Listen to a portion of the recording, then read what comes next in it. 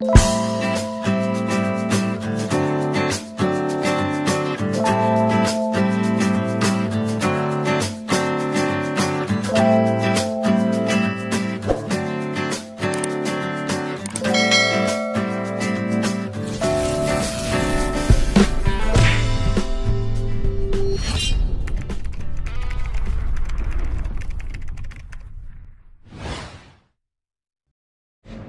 guys, welcome back ulit sa ating Mundi channel. Today guys ay magluluto tayo ng cheesecake. So bali itong reseta na to guys, bali nakuha ko na dito sa trabaho ko. So tara guys. Bali ito yung mga ingredients natin. Meron tayong 300 grams ng mantikilya o butter. At saka meron tayong 500 grams ng cheese. At saka Marie o galleta sa Spanish. At saka meron din tayong condensed milk. Bali ang gagamitin lang natin nito 300 grams. Ayan. So ang first step natin yung base ng yung sa may base ng cheese. So gagamit lang tayo ng Thermomix lang guys. Ito siya. So ito ilagay lang natin dito yung yan.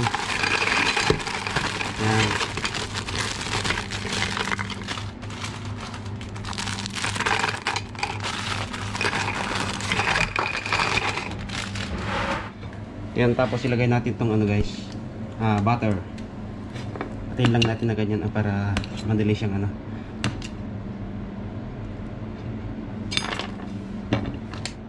So ilagay na natin.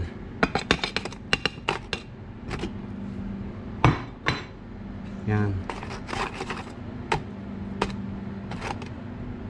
Ganyan lang siya guys. Yan siya guys.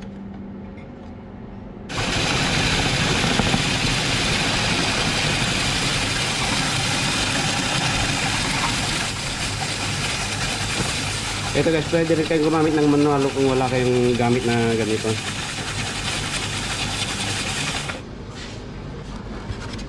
Ayan siya guys, oh. Bali ganito ang niya, tekstura niya, yung basang-basa ba. Ayan.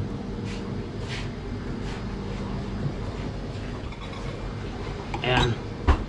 Tapos ilagay lang natin dito sa guys, molde. So ito guys, ganyan lang natin, ipat lang natin.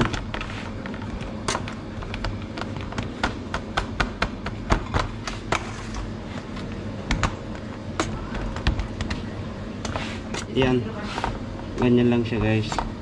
Kailangan flat na flat siya.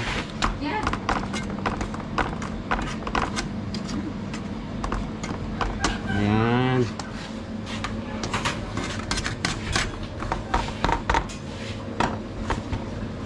Yan, so lagay na natin sa may orno guys. Yan, ito siya guys, nasa 180 degree. So pwede na natin ilagay itong ginawa nating base ng cheesecake natin. Yan siya. So ano lang to guys, 5 minutes.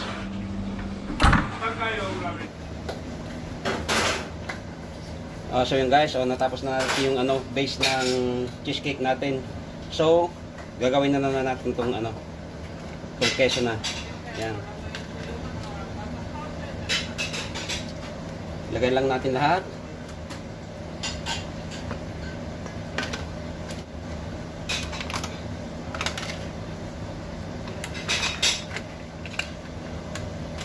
Ayan. Ganito lang siya kadali guys.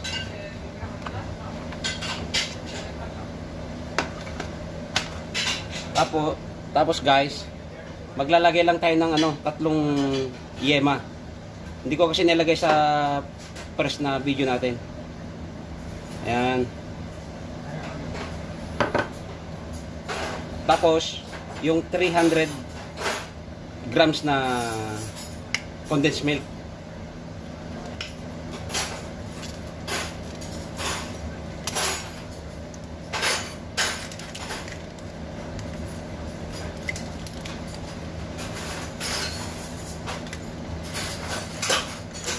Yan siya guys.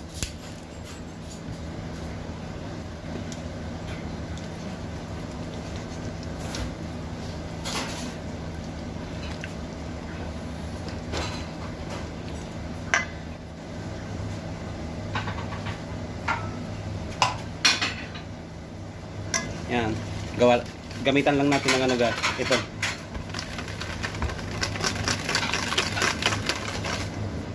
Ayan oh.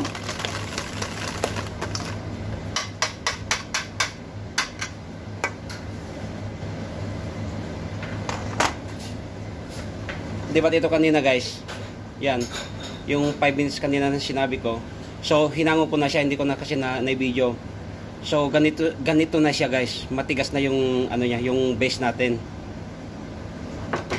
So yan guys, ilagay na natin tong cheese.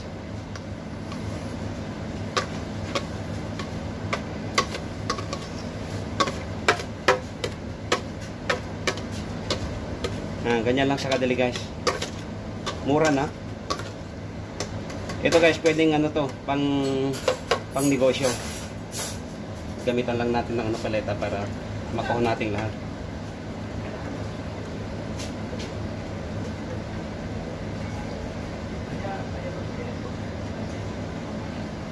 So, ipantay lang natin na ganyan guys.